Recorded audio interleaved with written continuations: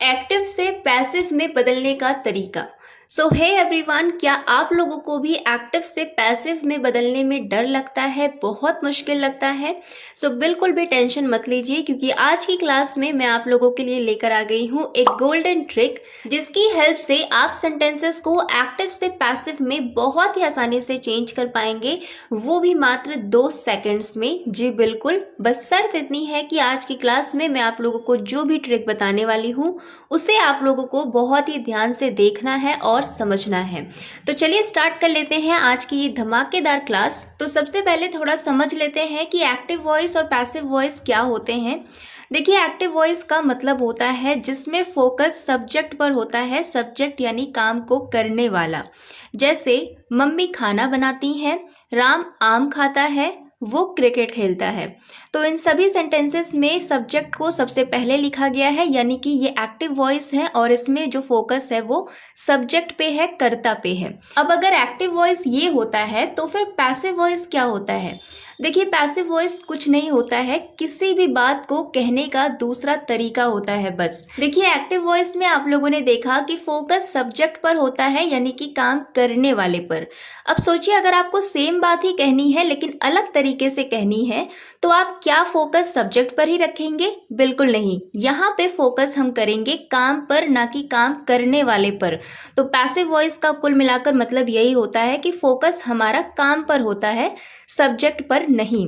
जैसे कि एग्जाम्पल से समझिए, एक्टिव वॉइस में आपने कहा मम्मी खाना बनाती हैं। अब इसी बात को अगर अलग तरीके से कहना है तो हम ऐसे भी तो बोल सकते हैं, खाना मम्मी के द्वारा बनाया जाता है। तो यहाँ पे हम काम पर फोकस कर रहे हैं, ना कि काम करने वाले पर, यानी कि मम्मी पे फोकस नहीं है। सिमिलरली, राम आम खाता है, इसी बात को हम ऐसे भी बोल सकते हैं, आम राम के द्वारा खाया जाता है। वो क्रिकेट खेलता है, तो इसी बात को हम ऐसे भी कह सकते हैं कि क्रिकेट उसके द्वारा खेला जाता है। तो एक्टिव वॉइस मतलब सब्जेक्ट पे फोकस, पैसिव वॉइस मतलब काम पर फोकस। तो अब चलिए देखते हैं गोल्डन ट्रिक एक्टिव वॉइस से पैसिव वॉइस में बदलने की। देखिए, किसी भी सेंटेंस को बनाने का सबसे बेसिक स्ट्रक्चर होता है, सबसे पहले हम लिखते हैं सब्जेक्ट यानी कि कर्ता, मतलब जो काम को करता है।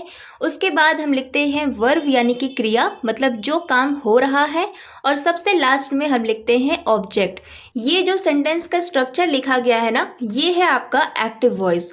तो कोई भी सेंटेंस अगर आपको सब्जेक्ट वर्ब ऑब्जेक्ट के फॉर्म में दिख जाए तो समझ जाइएगा कि वो सेंटेंस आपका एक्टिव वॉइस में है। अब एक्टिव वॉइस से पैसिव वॉइस में बदलना है तो आपको गोल्डन ट्रिक फॉलो करनी होगी। गोल्डन ट्रिक क्या है? गोल्डन ट्रिक में 3 स्टेप्स हैं। सबसे पहला स्टेप है ऑब्जेक्ट को सब्जेक्ट बना दो। मतलब सेंटेंस में आपका जो भी ऑब्जेक्ट है आप उसे उठाकर सबसे स्टार्टिंग में लिख दीजिए, मतलब सब्जेक्ट की जगह पर लिख दीजिए।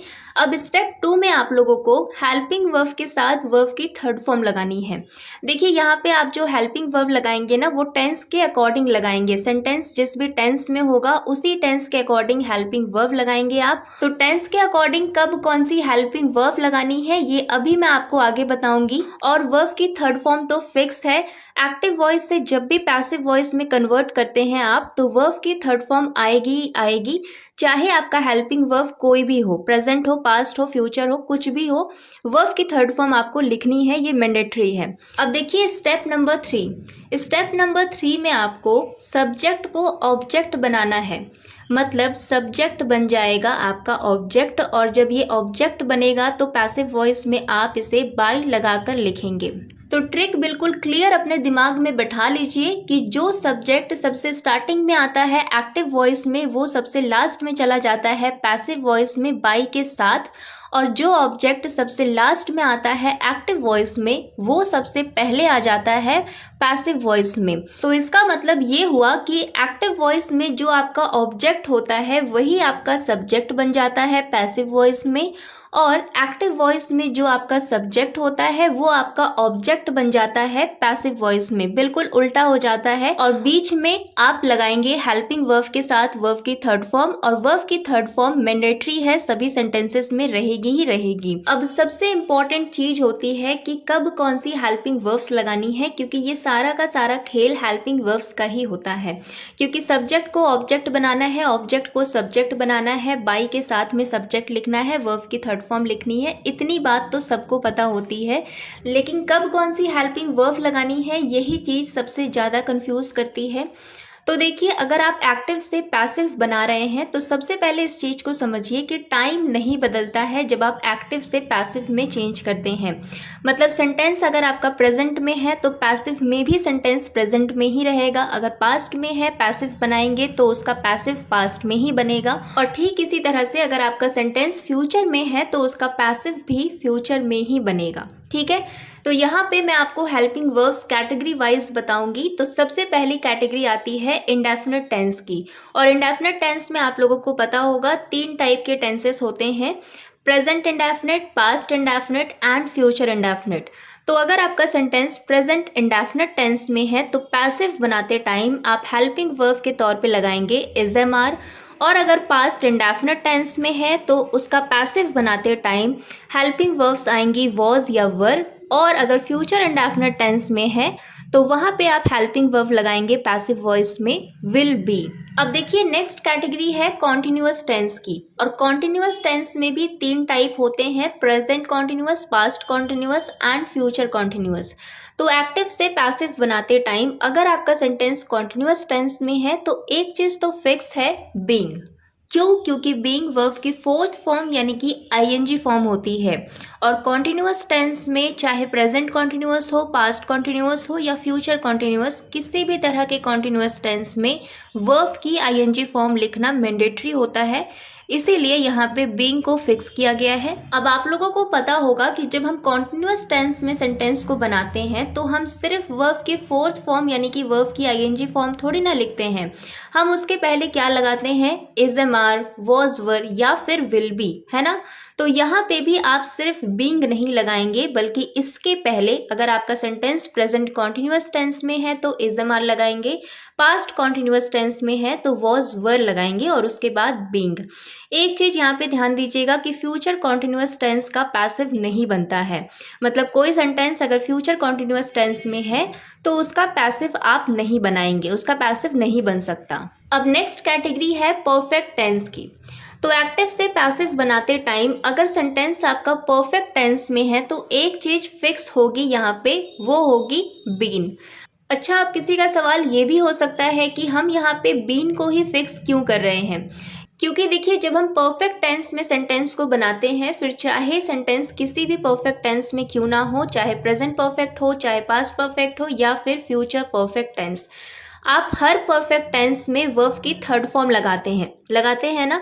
ठीक वैसे ही यहाँ पे बीन को फिक्स किया गया है क्योंकि बीन वर्ब की 3rd फॉर्म होती है। अब क्लियर हो गया। तो जिस तरह से आप लोग प्रेजेंट परफेक्ट टेंस में हैज हैव के साथ वर्ब की 3rd फॉर्म लगाते थे, ठीक वैसे ही एक्टिव से पैसिव बनाते टाइम यहाँ पे प्रेजेंट परफेक्ट में आप हैज हैव के साथ बीन लगाएंगे, पास्ट परफेक्ट में हैड के साथ बीन लगाएंगे और फ्यूचर परफेक्ट टेंस में विल हैव के साथ बीन लगाएंगे। ठीक है, अब लास्ट हमारी कैटेगरी होती है परफेक्ट कॉन्टिन्यूअस टेंस की। परफेक्ट कॉन्टिन्यूअस टेंस में भी 3 कैटेगरी होती है, present perfect continuous, past perfect continuous and future perfect continuous.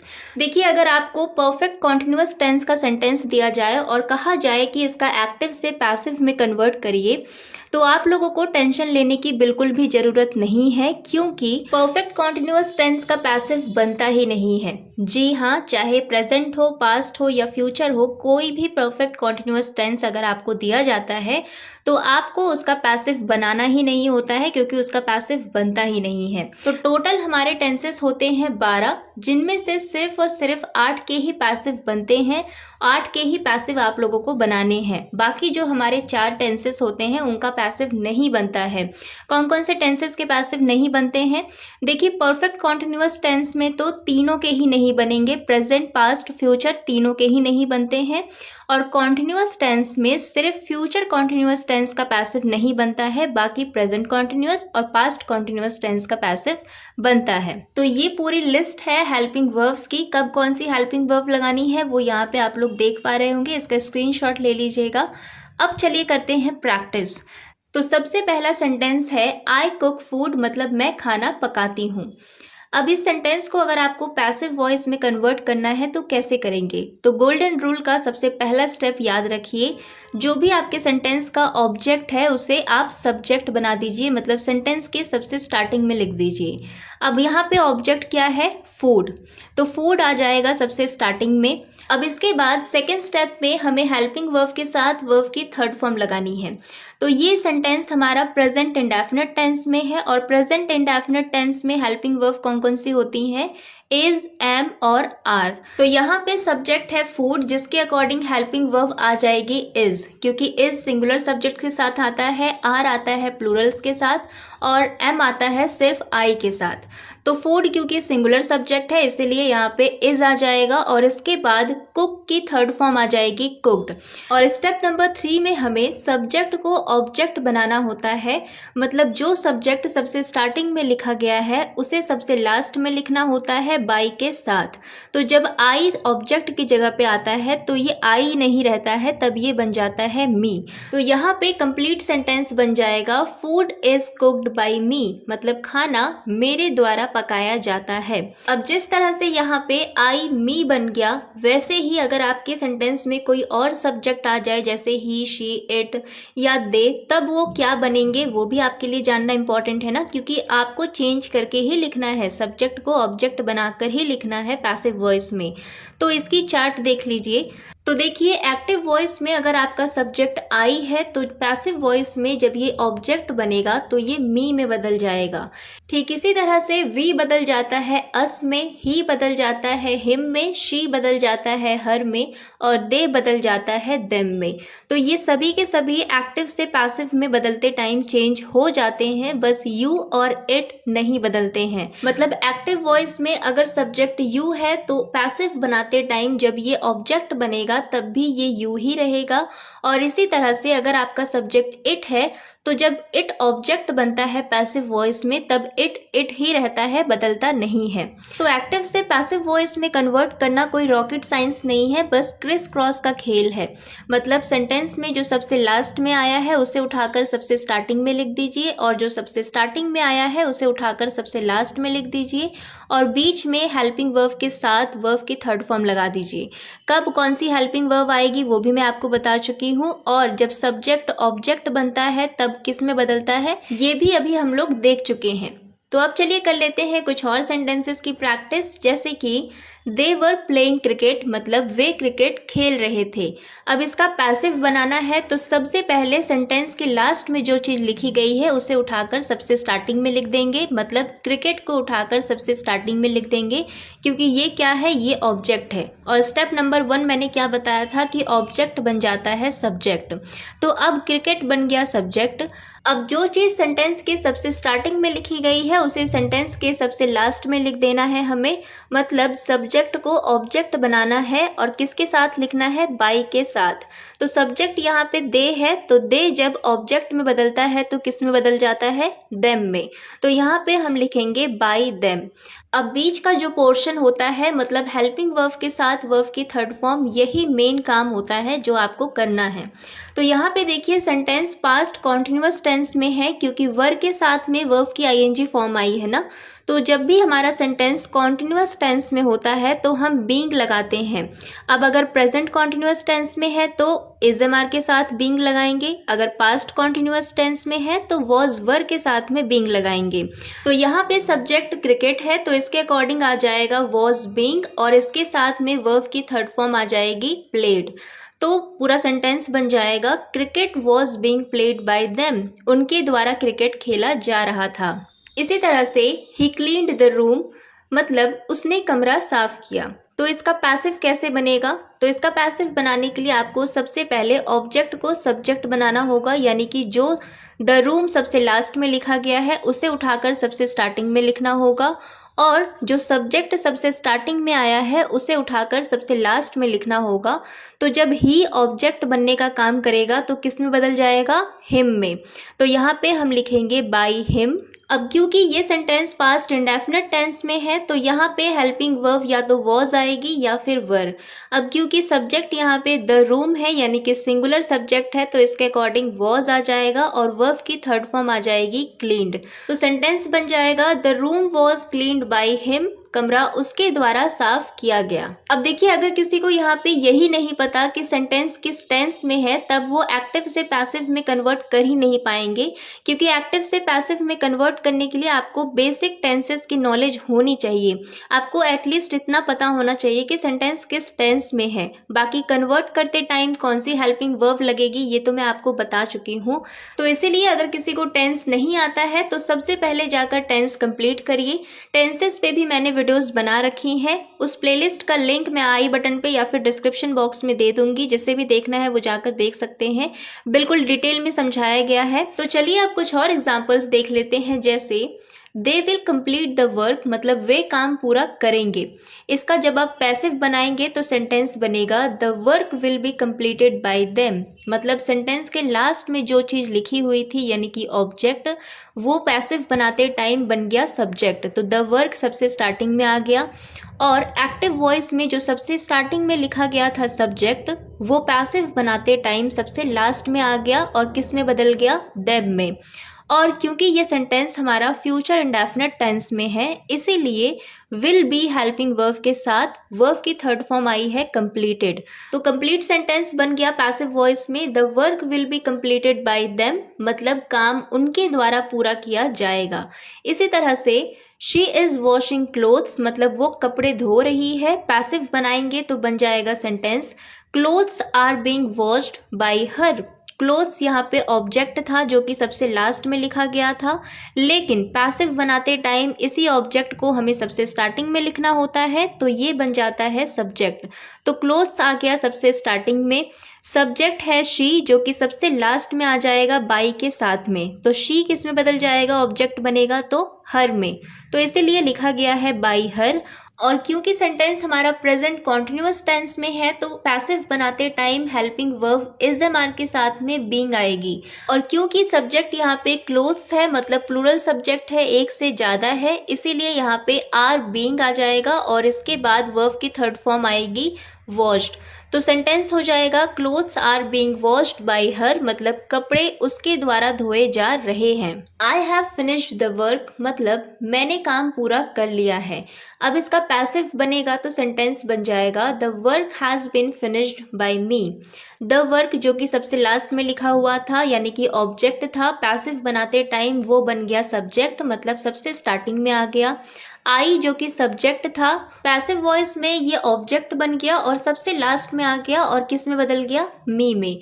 और आप लोगों को पता है हम सब्जेक्ट को पैसिव वॉइस में बाई के साथ लिखते हैं, इसलिए यहाँ पे लिखा गया है बाई मी। और बीच में आप लोगों को पता है हेल्पिंग वर्ब के साथ वर्ब की थर्ड फॉर्म लिखनी है, तो वर्ब की थर्ड फॉर्म यहाँ पे फिनिश्ड होगी, ये तो कंफर्म है। अब हेल्पिंग वर्ब की जगह पे क्या लिखेंगे, देखिए सेंटेंस हमारा प्रेजेंट परफेक्ट टेंस में है और प्रेजेंट परफेक्ट टेंस में या तो हम हैज़ के साथ बीन लगाते हैं या फिर हैव के साथ बीन लगाएंगे। अब क्योंकि सब्जेक्ट यहाँ पे द वर्क है यानी कि सिंगुलर है तो यहाँ पे आ जाएगा हैज़ बीन। अब यहाँ पे आप लोग समझ पा रहे होंगे कि जब एक्टिव वॉइस में सेंटेंस था तो हेल्पिंग वर्ब हैव आ रही थी, लेकिन यहाँ पे हेल्पिंग वर्ब आ रही है हैज़। ऐसा क्यों, क्योंकि तब हमारा सब्जेक्ट कुछ और था, अब हमारा सब्जेक्ट कुछ और है। तब हमारा सब्जेक्ट था आई और आई के साथ हम हैव लगाते हैं, लेकिन अब जो हमारा सब्जेक्ट है द वर्क ये सिंगुलर है और सिंगुलर सब्जेक्ट्स जैसे ही शी इट इनके साथ हम हैज़ लगाते हैं। नेक्स्ट एग्जाम्पल देखिए, Ram had eaten the mango, मतलब राम आम खा चुका था। पैसिव वॉइस में सेंटेंस बन जाता है the mango had been eaten by Ram, मतलब आम राम के द्वारा खाया जा चुका था। तो द मैंगो ऑब्जेक्ट था जो कि सबसे स्टार्टिंग में आ गया और बन गया सब्जेक्ट। राम जो कि सब्जेक्ट था वो सबसे लास्ट में चला गया और बन गया ऑब्जेक्ट और किसके साथ आ गया, बाई के साथ, क्योंकि सब्जेक्ट्स हम बाई के साथ लिखते हैं पैसिव वॉइस में। और ये सेंटेंस पास्ट परफेक्ट टेंस में था, इसीलिए यहाँ पे हेल्पिंग वर्ब हैड बीन आई है, क्योंकि पास्ट परफेक्ट में हमारे पास हेल्पिंग वर्ब एक ही होती है, हैड बीन। और एक्टिव से पैसिव बनाते टाइम हेल्पिंग वर्ब्स के बाद वर्ब की थर्ड फॉर्म लिखना मैंडेटरी है, तो इसीलिए यहाँ पे वर्ब की थर्ड फॉर्म ईटन लिखी गई है।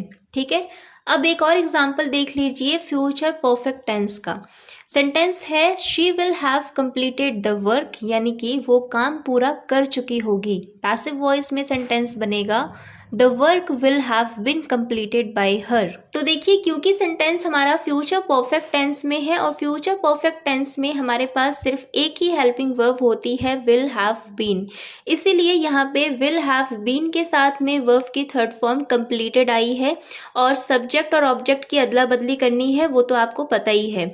तो सेंटेंस हो गया the work will have been completed by her. तो अभी तक मैं आपको सभी तरह के सेंटेंसेस बता चुकी हूँ। अब मैं आपको प्रैक्टिस के लिए कुछ एग्जांपल्स दे रही हूँ, इनका पैसिव कन्वर्ट करके आपको कमेंट बॉक्स में लिखना है आंसर।